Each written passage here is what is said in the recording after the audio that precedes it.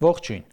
Հայաստանը նշում էր դիվանագիտական ծառայության աշխատակցի օրը, ու Հայաստանի դիվանագիտությունը վարող երկու առաջին դեմքերի՝ Փաշինյանի ու Արարատ Միրզոյանի ելույթները, այն էլ հարևան երկրում պատերազմի ֆոնին, եսին որերորդ անգամ ցույց են տալիս, թե այս մարդիկ որքան կտրված են իրականությունից, տրամաբանությունից, դիվանագիտությունից։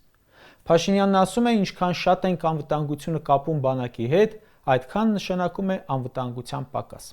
Ինչքան շատ ենք անվտանգությունը կապում դիվանագիտության հետ, այնքան ավելի հուսալի մակարդակ է։ Նիկոլը այս միտքը բազմիցս ասել է, վերջին 2 տարում երևի մի 20 անգամ։ Հա ասել է, պետության անվտանգությունը երբ կապում ես բանակի հետ, ուրեմն անվտանգություն չունես։ Ու դա կրկնում է նաև հենց այն պահին, երբ մեր կողքի երկրում հակառակն է ապացուցվում։ Իրանում պատերազմը, մերձավոր արևելյան իրավիճակը հենց նրա մասին է, որ անվտանգության թիվ 1 երաշխավորը բանակն է, իսկ դիվանագիտությունը այս պարագայում հիմնավորել է պատերազմը։ Այս պահին Իրանի գլխավոր զենքը իր դիվանագիտությունը չէ, բանակն է, իր լինել-չլինելը իր բանակով է պայմանավորված։ Այսօր հզոր պայթյուններ են տեղի ունեցել Սաուդյան Արաբիայի մայրաքաղաքի հենց դիվանագիտական թաղամասի վրա։ 2 միլիոն քառակուսի կիլոմետր տարածք, 33 միլիոն բնակչություն ունեցող երկիրը դիվանագիտությունը չի փրկել։ Դիվանագետներին տարհանել են։ Միացյալ Նահանգները, այդ որ իր քաղաքացիներին կոչ է արել մերձավոր արևելքի երկրները լքել, հենց այն մասին է, որ դիվանագիտությունը անվտանգություն չի տվել։ Դիվանագիտությունը ոչ Էմիրատներին փրկեց պայթյուններից, ոչ էլ Բահրեյնին ու մյուսներին։ Բայց եթե անվտանգությունը բանակի հետ կապված չէ, այլ առաջին հերթին դիվանագիտության հետ, ըստ Նիկոլի,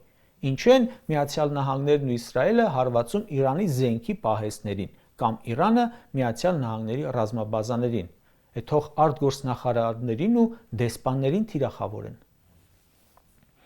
Ճապոնիան այս տարի ռեկորդային պաշտպանական բյուջե է հատկացրել, Գերմանիան էլ, Միացյալ Նահանգներն էլ շատ երկրներ։ Սրանք ասում են, չէ, կարևորը դիվանագիտությունն է, ախր մի դիվանագիտություն էլ ունենան։ Սրանց օրոք դիվանագետները դժվարանում են ասել, թե ինչ է իրենց արածը։ Նիկոլն էր, չէ, իրենց դիվանագիտությունը բնորոշում մի այգում իշավոտնուկին նստած։ Իսկ որն է սրանց դիվանագիտությունը եւ իրենց պատկերացրած դիվանագիտությունը, ըստ իս հետեւյալ տրամաբանությունն է. քանի դեռ կա հանձնելու բան, պետք է դիվանագիտությամբ հանձնել։ Ասում է, մենք այս խաղաղությանը հասել ենք դիվանագիտության հաշվին, ոչ թե զենքի։ Իսկ ինչ խաղաղության եք հասել, մի հատ կասեք։ Ընդամենը հրադադարի։ Հիմա այս իրողությանը նայեք Ադրբեջանի տեսանկյունից։ Ինքը այդ այսպես կոչված խաղաղությանը ինչի հաշվին է հասել։ Նախ զենքի, հետո շանտաժի ու դիվանագիտության։ Բայց գլխավորը նրա հաշվին, որ Հայաստանի այսօրվա իշխանությունը ոչ մեկից էլ չունի, եւ նրա նկատմամբ հնարավոր է թե շանտաժով, թե զենքով, թե դիվանագիտությամբ, թե կոմպրոմատներով։ Արարատ Միրզոյանն ասում է. դիվանագիտությունը իսկապես մեր ինքնիշխանության, տարածքային ամբողջականության, անվտանգության առաջին պաշտպանական գիծն է։ Այստեղ մի քանի լիրիկական բաներ էլ է ասել՝ ծով, ալիք, տաշեղ եւ այլն, բայց խնդալում ինքնիշխանություն բառն է։ Բարեկամ եւ հարևան երկրի ղեկավարին սպանել են, ռիսկ չեք անում ցավակցել, երևի որ Միացյալ Նահանգները չջղայնանա։ 2 օր անց միայն երևի թույլտվություն եք ստանում, բայց խոսում եք ինքնիշխանությունից։ Այս պահին Հայաստանի Հանրապետության տարածքի մի մեծ կտոր օկուպացված է։ Ասում են դիվանագիտությամբ հետ կբերենք, բայց 5 տարի օկուպացված է։ Ու խոսում են ինքնիշխանությունից։ Նիկոլ Փաշինյանի հորինած թեորեմը։ Եթե կա առևտուր, ուրեմն չի լինի պատերազմ։ Փետրվարի 26-ին Լեհաստանում հայտարարում է. Հայաստանի եւ Ադրբեջանի ընդհանուր տնտեսական շահը կարող է ավելի ուժեղ գործոն լինել կայունության համար, քան համաձայնագրերն ու այլ փաստաթղթերը։ Այս ելույթը ունենում է օտարերկրյա դեսպանների, դիվանագետների եւ վերլուծական կենտրոնների ներկայացուցիչների առաջ։ Այս ելույթից 2 օր անց պատերազմ է սկսում ու փակվում է համաշխարհային առևտրի համար շատ կարևոր հանգույց՝ Հորմուզի նեղուցը։ Բա տնտեսական շահ կար, ինչի պատերազմ եղավ, ինչի դա փակվեց։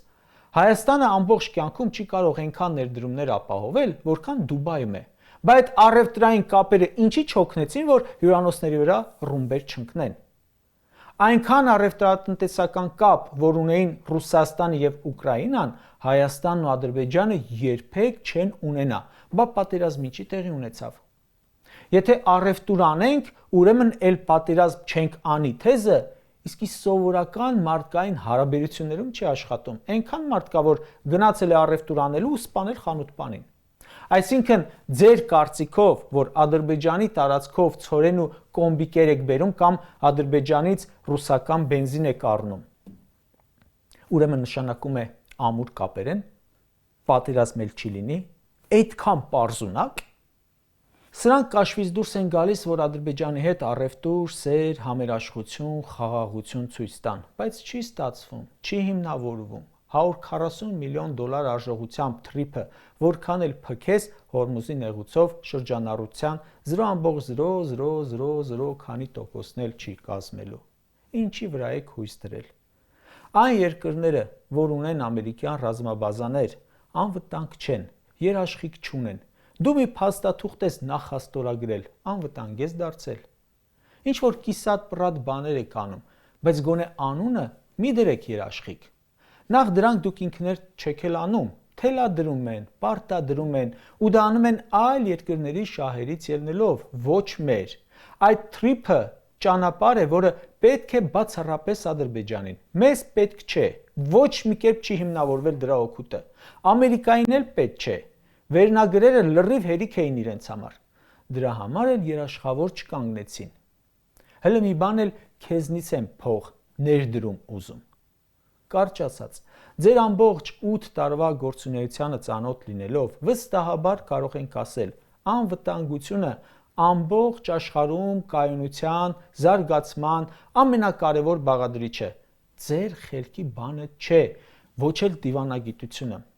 Դուք ապացուցել եք, որ բացի ստեր տարածելուց, անիմաստ ելույթներից, պարտադրված գործողություններից ուրիշ բան չեք կարող անել։ Ամիսներ առաջ կարդացի Բուլղարիա ժամանած Հայաստանի պաշտոնական պատվիրակությանը տկլորացրել են, մանրամասն ստուգել, պահել օդանավակայանում ժամեր շարունակ ու կարծեմ դեպորտ արել։ Ձեր դիվանագիտությունը այդ դեպորտ արված վիճակում է։